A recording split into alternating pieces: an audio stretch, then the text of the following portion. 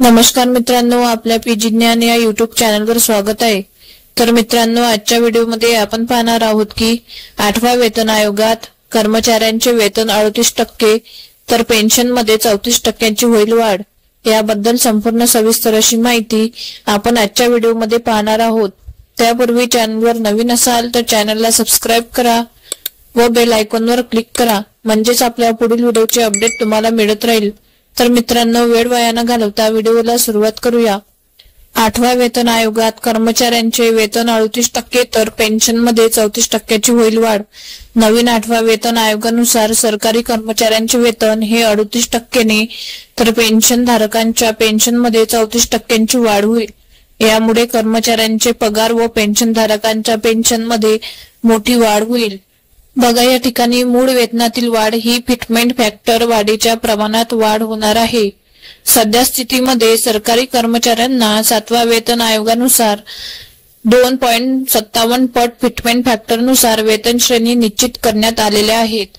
सदर fitment factor प्रमाणे केंद्र सरकारी कर्मचाऱ्यांचे किमान मूळ वेतन हे 18,000 रुपये, तर राज्य सरकारी कर्मचाऱ्यांचे किमान मूळ वेतन हे 15,000 रुपये आहे। आता 8व्या वेतन आयोग मध्ये 2.68 पट फिटमेंट फॅक्टर प्रमाणे वेतनात वाढ करण्यात येणार असल्याची चर्चा होत आहे। बघा, 2.68 पट फिटमेंट फॅक्टर प्रमाणे वेतनातील वाढ विचारात घेतली असता किमान मूळ वेतनात 6,000 रुपयाची, जी की वेतन श्रेणीनुसार 46,000 रुपये पर्यंत वाढ होऊ शकते। तर याचा फायदा सेवानिवृत्ती उत्पादनात तब्बल 2.5 पट वाढ होईल। तर पेन्शन मध्ये नवीन वेतन आयोगानुसार तब्बल 34% वाढ होण्याची शक्यता आहे, ज्यामुळे पेन्शन धारकांना मोठा आर्थिक फायदा होईल। नवीन वेतन आयोग कधीपासून लागू होईल? प्रश्नचिन्ह।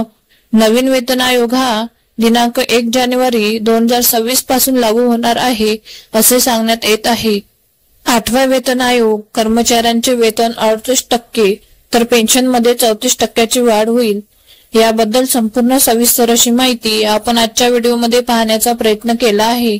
जर मित्रांनो तुम्हाला आमचे व्हिडिओ आवडत असेल तर नक्की आपल्या पीजी ज्ञान या युट्यूब चॅनलला सबस्क्राइब करा व व्हिडिओ जास्तीत जास्त शेअर करा व त्याचबरोबर लाईक करायला विसरू नका।